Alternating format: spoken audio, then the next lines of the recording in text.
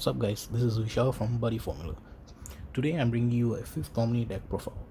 Fifth Omni has not been gotten any support for like quite a long time, but at least this time we got some decent support, and the deck is actually quite viable actually. I would say it's about tier 1.5, tier 2. It may not be as strong as Time Dragons, but it has its perks and can do a lot of stuff. So it's quite a budget deck actually. It's about can be made in less than $100 if you're lucky. If you're unlucky, maybe $150, but otherwise it's pretty cheap compared to the rest of the decks in the meta. So without further ado, let's get on with the deck. First up, we play 4 size 3 Archite.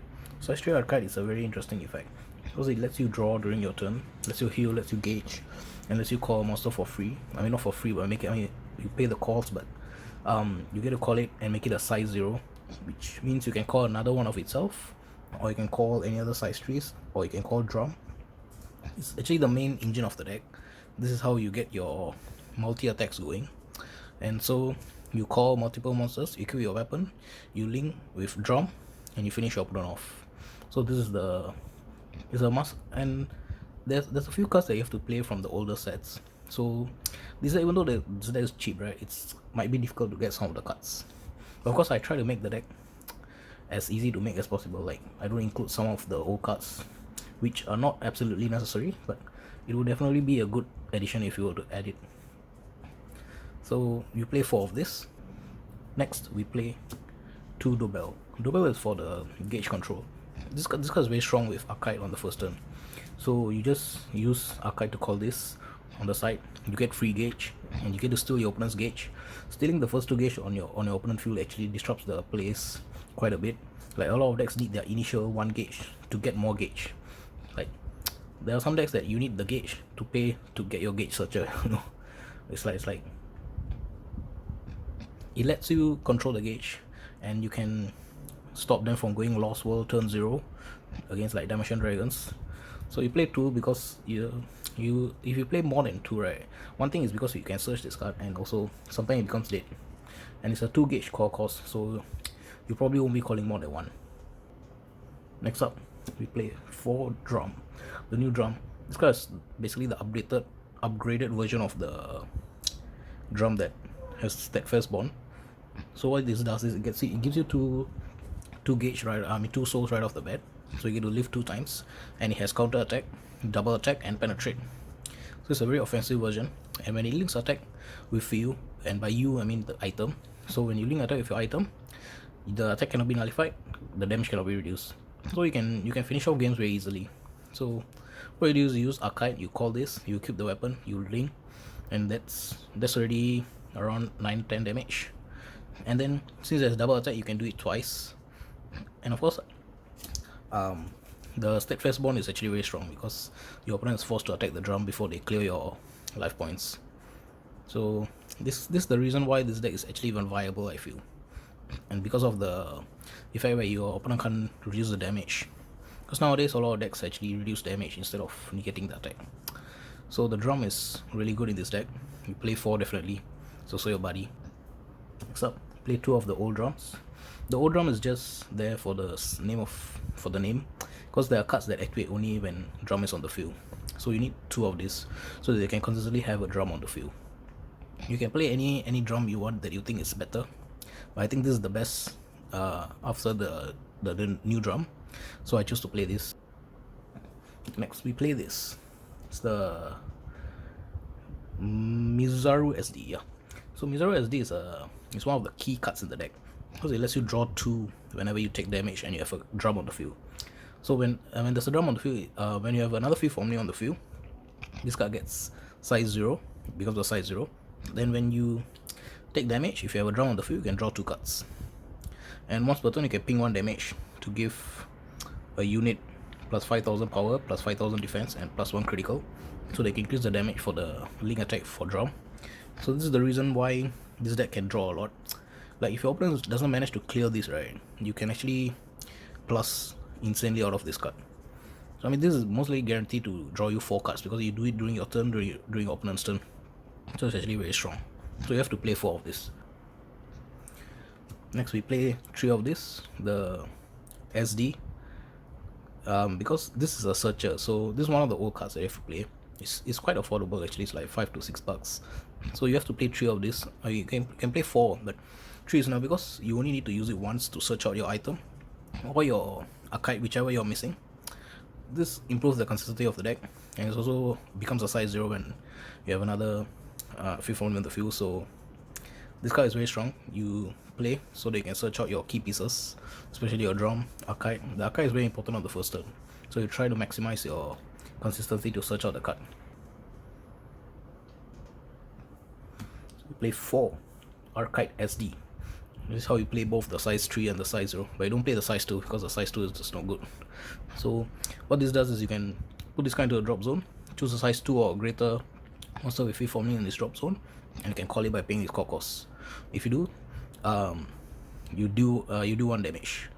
Okay, the thing about this card, right, you don't need to call the Fifth Omni in order to take the 1 damage. It's like it's same as the Dimension Dragon weapon, where you rest it, you stand a Dimension Dragon, and then you draw a card. You don't have to stand a Dimension Dragon in order to draw a card. So you can just use this as a last resort if you want to do 1 damage to yourself. But of course, don't do that often because it's not a very good idea. What you'll do is you want to use this to multi-attack with drum. So you link with the drum, then you can call the drum again, and then you can link again. So this lets you do a lot of multi-attacks. That's the main reason you play this. And of course, it improves the consistency because sometimes when your drum goes to drop zone, right, or you can call the Miserable SD, then you can get to draw more cards. Yeah, so it's quite good. So you play 4. Next, play 2 of this. Ford SD. Ford SD is there to just as a, I'll say as a filler card, because it prevents ability now and it lets you restand a card. Actually, there's not much in this deck that actually prevents ability now, so just play 2 of this. It's a counter, so you can use it anytime during your turn, and it's also a 3 crit for size 0, so it's actually very strong. You can do a lot of offense with this card. You can like attack and then go inside the soul, use a size 0 to call another size 2, so you can do a lot of attacks using this. So just play 2. I think more than 2 it might destroy the consistency of the deck, so 2 is a perfect number. Next, the spells. Play 4 of this. Holy Light. This card is so strong. So what it does is you draw a card, and then you either choose to heal 5, or you can do 2 damage whenever a card is destroyed on your opener field. I mean, you're never going to use the second effect. It's mainly for the first effect. So and the main thing is because you get to draw a card, so it filters out your deck. So definitely play 4. Play 4 Omni Arises, Fifth Omni Arises. This is a plus engine, so if you have a card with Fifth Omni, size 2 or greater Armor Dragon on your field, or you don't have a Fifth Omni, okay, just a size 2 or greater Armor Dragon, you do take 1 damage, which activates all your effects to draw 2 or whatever, and then you can look at the top 3, put 2 of them into the hand and 1 to the gauge. This is actually really strong because you can combo with the Miserable SD. It's an instant 4 plus 4 to the hand, and if you really need the gauge, you can choose to put all 3 inside the gauge, or 2 into the gauge and 1 into the hand. So it's quite a flexible card. Definitely play 4. Play 3 Blue Flame. Blue Flame is there for to search your weapon. You don't really use the second effect because you have the Arcade SD for that. Of course, you can still use it if you want, but it's mainly to get out the item, because the item is very important in the deck. So you play 3 of this, 3 of the size 1 searcher to get out the item as soon as possible. Next, we go to the non-Fifth Omni spells. Play 2 Loud Voice. Loud Voice is my favorite Dragon World card because it ensures me that I will survive the turn. Like, because this deck draws so much, so you have a lot of surplus hand, and you have a lot of cards that is once per turn, so you can always use them and discard the extras for the Loud Voice, and you can win them the next turn. Loud Voice is like a assurance card, like I said. So I think most Dragon Balls should run this card now, because a lot of decks cannot stop your opponent from dropping your crits. And of course, if you drop the power as well, you can surprise them and use drums counter attack, because they won't expect Loud Voice. So you just play 2, it's a surprise factor. Next up, we play 6 generics. Since the deck actually lacks a bit of defense, right, you play Buddy Block. So there's no face ender in this deck. So Buddy Block acts as a face ender. You can reduce all the damage of the third attack. Grace is just, like I said in my previous video, Grace is a staple in this meta, so you have to play. Sweet Happy Time is for the anti-rest, because the drum needs to link attack with your item. So if they rest your item, right, you can't perform the link attack. So what you do is you activate the Sweet Happy Time, stop them from resting, call your drum, equip the item, you link, you win. So play 4 of the item. The item is actually one of the key components of the deck, because it lets you gain 2 life whenever you take a damage, and then you get to put a soul inside one of your armored dragons, a 5th Omni, and every turn, and you take 1 damage. So it triggers all your 5th Omni's effect, and it also has double attack, so you can double link with your drum and do 12 damage just by like that. It's best if you try to get this out on the first turn, because it really makes your opponent work for the win, because it increases your life point, gives you consistency, adds soul to your drum, which they have to clear first. So this is actually a way to defend yourself by adding soul to the drum. So what you want to do is you call the archetype to the side, and then you call the drum to the center, so they can pump in more soul, use the counter attack, and then you can survive more turns. So that's the main function of this weapon. You can play the old weapon, which lets you draw, but I think this is better because it gives you the extra soul, which means it's 1 extra defense. Finally, we play 2 Lost World. Lost World is, because you draw so much, why not just play Lost World? Lost World is your alternate win con. If you cannot, like, let's say you're fighting against Dimension Dragons, right, and your opponent has Due Gain, which redirects the drum, because redirection really stops the drum immediately. So you can use Lost World as a backup plan against those decks which redirect, especially like Time Dragons. So Lost World is Lost World.